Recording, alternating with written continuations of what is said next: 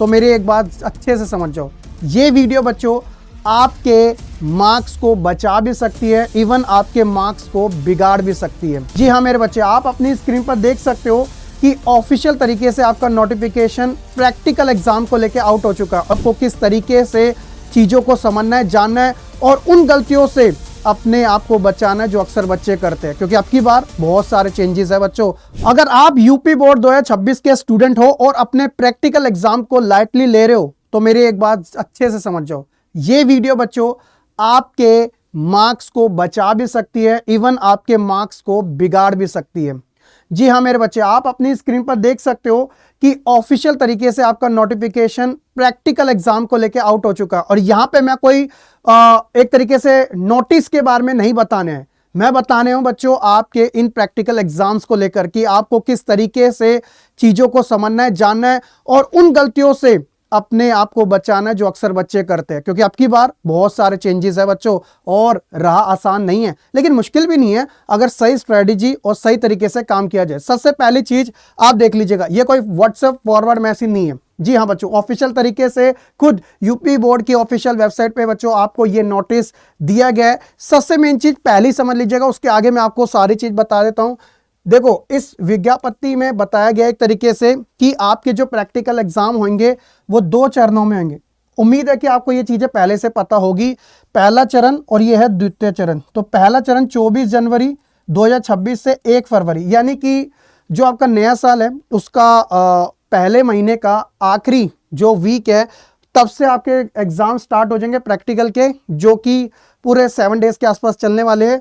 बस 29-30 तारीख को आपका एग्जाम नहीं होगा, क्योंकि इस दिन यूपी टेट का पेपर है जो टीचर के लिए होता है, ठीक है।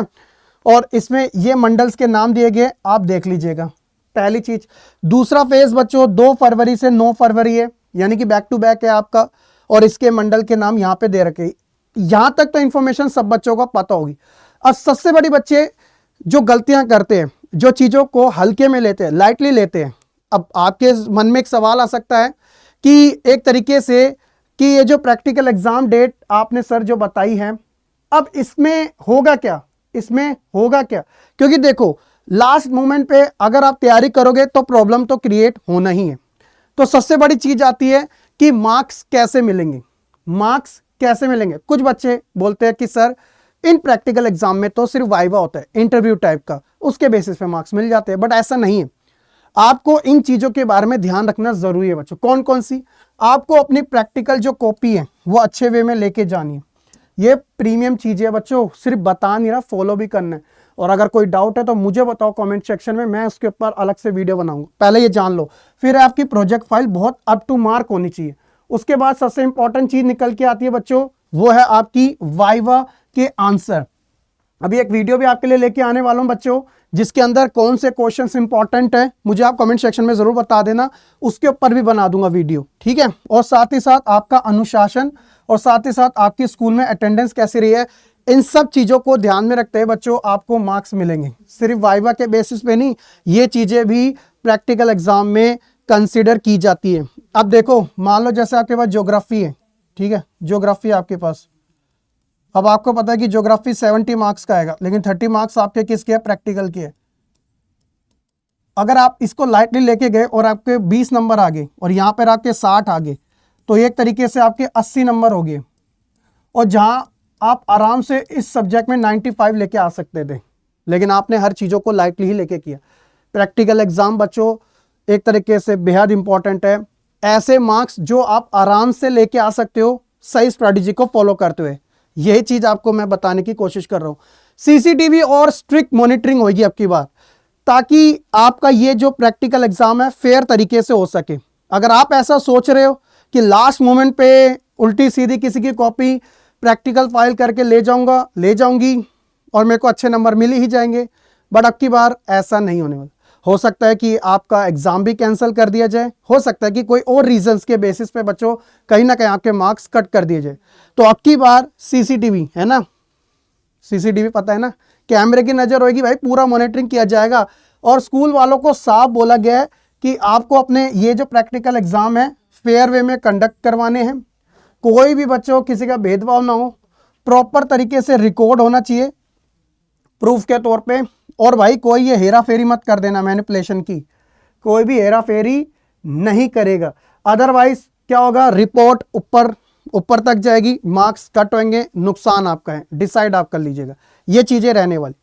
साथ ही साथ सबसे बड़ी चीज, हर एक स्टूडेंट्स जो ज्यादातर 3 सबसे कॉमन मिस्टेक प्रैक्टिकल एग्जाम्स के अंदर करता है, आपको ये जानना जरूरी है और इसके ऊपर काम करना उससे भी ज्यादा जरूरी है। कौन कौन सी है कि भाई, एक तो बच्चे क्या करते हैं, प्रैक्टिकल फाइल लास्ट वीक में हम लिखते हैं, ये सबसे गलत चीज है।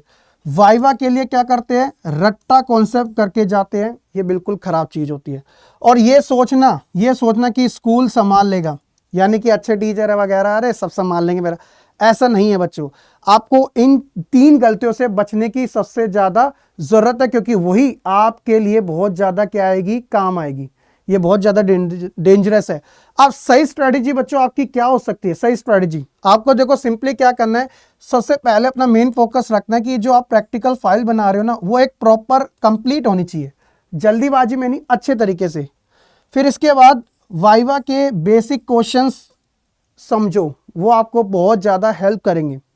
फिर सब्जेक्ट टीचर से बच्चों कनेक्ट रहो, आपको इस चीज़ का फेवर ज़रूर मिलता है। जब कोई बच्चा सब्जेक्ट टीचर्स के फेवर टच में रहता है तो इस चीज़ का उसको एक तरीके से फ़ायदा मिलता है। तो आपको एक सेफ स्ट्रेटजी इसी के बेस पे फॉलो करना ज़रूरी है।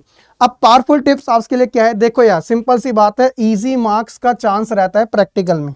ईजी मार्क्स का सोचो, एक 10 नंबर का क्वेश्चन जो आपको नहीं आता, टूटा फूटा लिख के आ गया, उसमें ज़्यादा से ज़्यादा 2 या 3 नंबर लाओगे, लेकिन 10 नंबर का अगर प्रैक्टिकल हो रहा है तो आपके पास पूरे फेयर चांसेस है फुल आउट ऑफ फुल लेके आने की। तो यार इन चीज़ों को लाइटली क्यों लेना भाई। आप मुझे कमेंट सेक्शन में बताओ ना आपकी प्रॉब्लम है क्या, मैं उसके ऊपर ऑन द स्पॉट वही वीडियो बना के दूंगा आपको।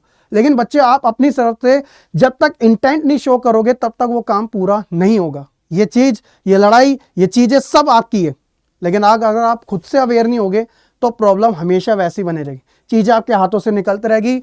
एंड मोमेंट पे बच्चों आप हवड़ा दबड़ी में फिर वही उल्टे सीधे काम और एवरेज की तरह निकल जाओगे आगे। ऐसा नहीं चलने वाला। मौका है, चांस है, सब कुछ है। मुझे कमेंट करके सारे बच्चे अभी बताओ, मैं आपके लिए जो कर सकता हूँ वो करूँगा, आई गारंटी।